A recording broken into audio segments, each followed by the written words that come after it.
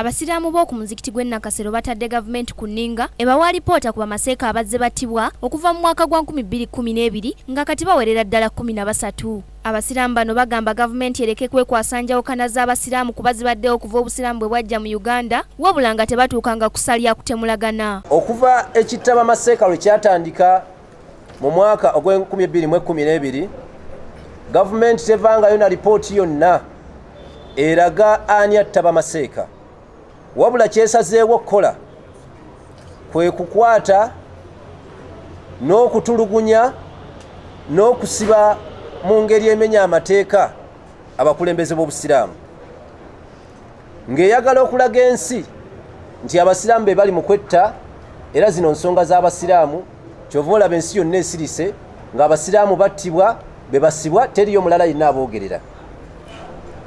Twagala obategeeza bassebo ne bannyabo nti obutakkaanya mu basiraamu bubaddewo ebbanga lyonna wabula tewabangayo yadde omulundi n'ogumu kulaba nti omusiraamu yali asse musiraamu munne olw'obutakkaanya obubaddewo nga gavumenti bweyagala okiraga ensi nti abasiraamu be bali mu kwetta.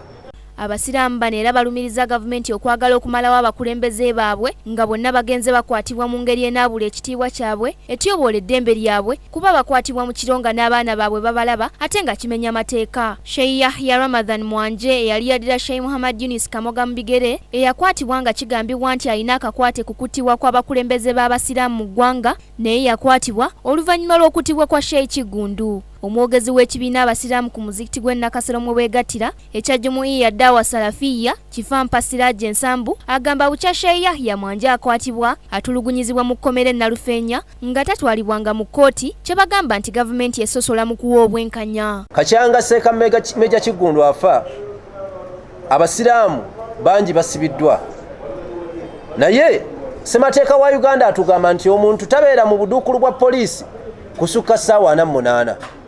Wetwogere ya Sheikh Mwanje Yahya Ramadhan Mwanje Amirul Umma abadde Nalufeenya okumala omwezi mulamba nga taleetibwanko mu kkooti kyokka ng'omumbeere eyasibwa oluvannyuma yakaleetibwa mu kkooti emirundi 3.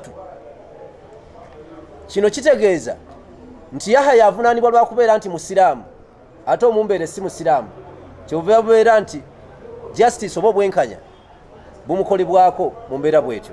Abasiraamu bano bagamba gavumenti egamba nti abattaba maseeka bayeekera ba ADF kyokka nga abakulembeze baabwe abakwatibwa tebalina kakwate konna ku bayeekera bano.